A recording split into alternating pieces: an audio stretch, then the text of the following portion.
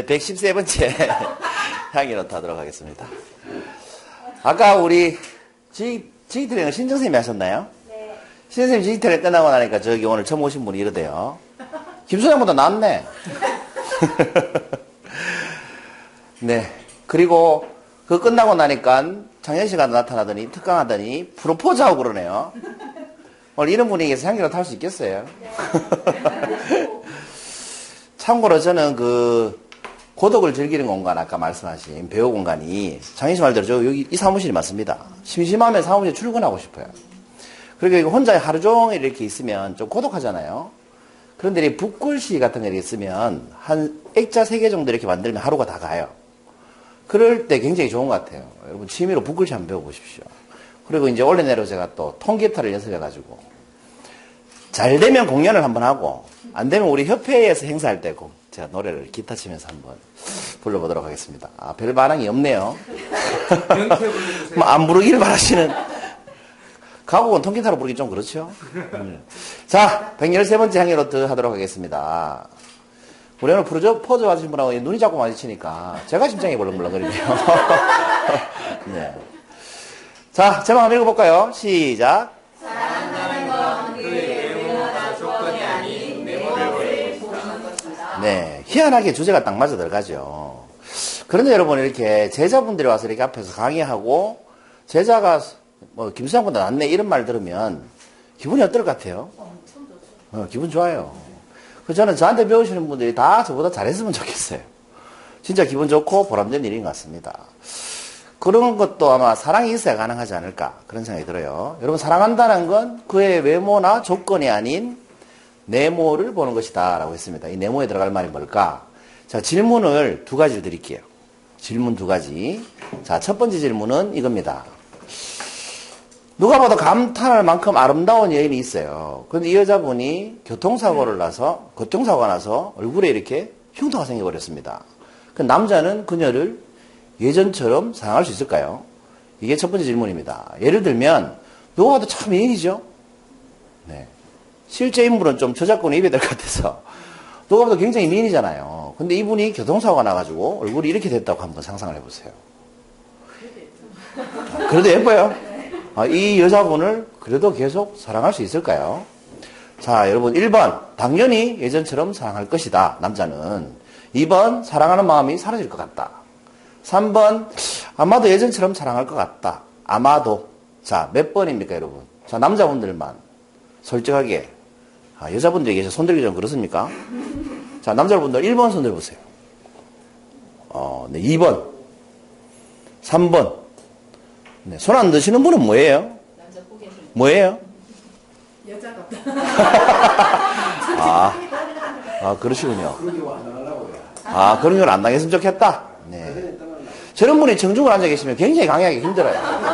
그래서 이게 여러분, 이게 강의할 때 노하우인데, 정중을 딱 분석해보고, 까칠한 사람한테 질문하면 안 돼요. 그럼 강의 분위기가 굉장히 힘들어져요. 자, 2번째 질문입니다. 2번째 질문은 사업에 굉장히 크게 성공해서 이제 백만장자가 된 남자가 있어요. 근데 이 남자분의 회사가 파산을 해가지고 하루아침에 빈털터리가 됐습니다. 여자분들 잘 생각해 보세요. 여자는 이 남자를 예전처럼 사랑할 수 있을까요? 뭐 예를 들면 멋있죠. 사업에 성공해가지고 서 있는 위치를 보면 굉장히 높은 건물에 있죠. 근데 밖에 있는 건물이 더 낮죠. 근데 이런 건물을 몇 개 소유했다고 한번 가정을 해보세요. 이만큼 성공한 남자가 있습니다. 근데 이 남자가 어느 날 파산을 해가지고 밥 먹을 돈도 없이 절절 매는 상황이 되어버렸습니다. 자, 여자분들은 이 남자를 여전히 사랑할 수 있을까요? 1번, 예전처럼 사랑할 것이다. 2번, 사랑하는 마음이 사라질 것 같다. 3번, 아마도 예전처럼 사랑할 것 같다. 몇 번입니까, 여자분들? 자, 1번 손 들어보세요. 한 분. 2번 손 들어보세요. 네, 2분. 3분 손 들어보세요.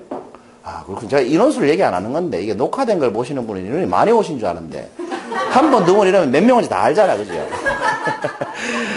괜찮습니다. 뭐, 오붓하게. 우리는 소수정예니까. 그렇군요.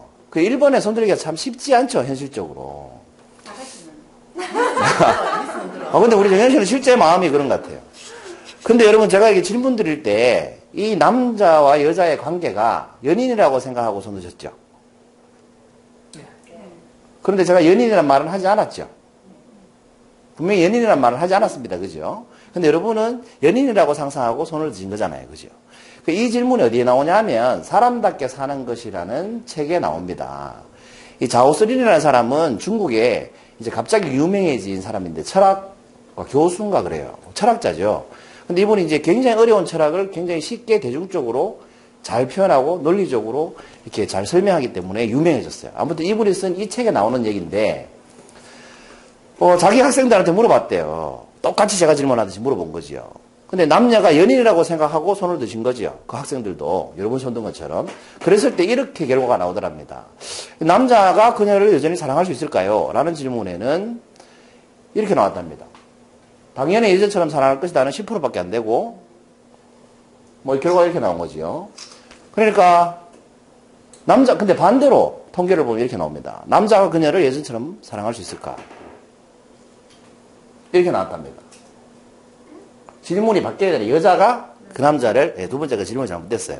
그 남자를 예전처럼 사랑할 수 있을까? 근데 이 결과를 보면 여성들의 경우에는 돈보다 얼굴이 더 중요하죠. 얼굴이 좀 이렇게 다치면 손해를 더 많이 본다는 거예요, 돈보다. 남자 같은 경우는 좀 파산을 해도 이렇게 비율이 비슷한데 여성 같은 경우에는 예쁜 얼굴이 이렇게 손상이 되면 이만큼 큰 피해를 본다는 거죠. 이게 연인 관계일 때 그렇다고 합니다. 남자는 그러니까 여자가 예쁘기만 하면 된다는 이 통계를 알 수 있는 거죠. 아무튼 연인이라고 생각하면 이런 결과가 나와요. 그런데 질문을 한번 바꿔보죠. 이 남녀가 부녀라고 생각했을 때 첫 번째 질문, 역시 바뀌어야 됩니다. 그녀는 그 남자를 예전처럼 사랑할 수 있을까? 두 번째는 부녀라고 생각했을 때 첫 번째 질문에 딸이 교통사고가 나서 얼굴에 흉터가 생겼을 때 100% 1번을 선택한다는 거죠. 여러분 안 그렇겠습니까? 두 번째 질문 어때요? 두 번째 질문은 모자라고 생각했을 때 엄마는 아들이 파산을 해도 100% 예전처럼 사랑한다는 겁니다. 여러분이라도 그렇겠죠?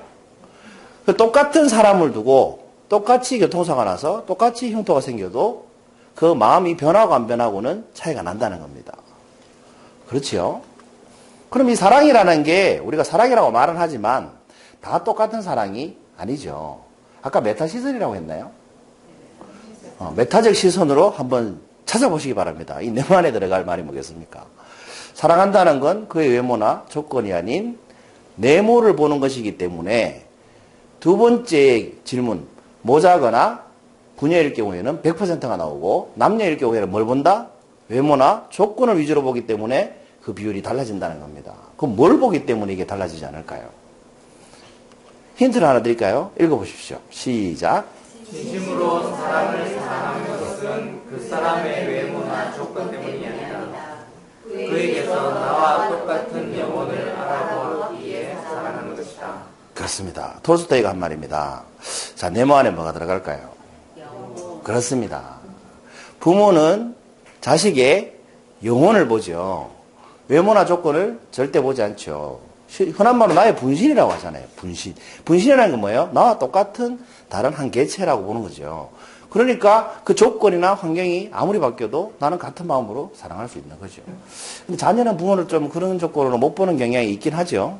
대신에 좀 공평한 게 뭐냐? 자기 자녀를 또 그런 시선으로 보죠. 자기 자녀를. 물론 세상이 좀 험악해져서 뉴스 같은 거 보면 안 그런 경우도 많습니다만 어쨌건 우리가 영혼을 보는 것과 그 사람 외모나 조건을 보는 건 참 다른 것 같아요. 이 강의를 제가 향기노트를 준비하고 있는데 오늘 프로포즈를 했잖아요. 장현 씨가. 오늘 저녁에 와서 얘기하더라고. 아니, 미리 얘기했나? 네, 지난주 얘기하더라고요. 갑자기 그 생각이 나대요. 상관없이 이 향기노트를 준비했는데 이제 여자친구를 데리고 와서 인사를 시킨다고 하더라고요. 그래서 제가 아까 잠깐 제 방에 들어왔을 때 이렇게 사진을 찍었습니다. 닮았지 않아요? 네. 그리고 제가 아까 강의할 때 창의사 앞에 나와서 강의하고 프로포즈 할 때 그 눈빛을 이렇게 유심히 봤더니 서로 영혼을 보는 것 같이 느끼지 않았어요? 왜냐하면 두 사람 다 잘생기거나 예쁘진 않잖아요. 일단 외모는 아닌 것 같아요. 그리고 제가 알기로 창의사 돈이 별로 없어요, 아직. 나이도 젊고. 그렇지 않습니까? 우리 여자분은 돈이 많나요? 제가 못생겼다고는 안 했습니다. 그렇게 대단한 미인이 아니라고 했지. 돈이 많나요? 볼 게 영혼밖에 없는 거예요. 그러니까 이 두 분은 아마 서로 영혼으로 만나서 영혼으로 사랑하고 영혼으로 같이 살지 않을까 그런 생각이 들었습니다. 그리고 그런 바람이 들었습니다. 그래서 여러분 마지막 멘트는 이렇게 남기고 싶어요. 서로의 영혼을 사랑하는 행복한 부부가 되시길 바란다. 3월 달에 결혼한답니다. 그래서 행복한 부부가 되시길 바라면서 113번째 강의로 더 마치겠습니다. 감사합니다.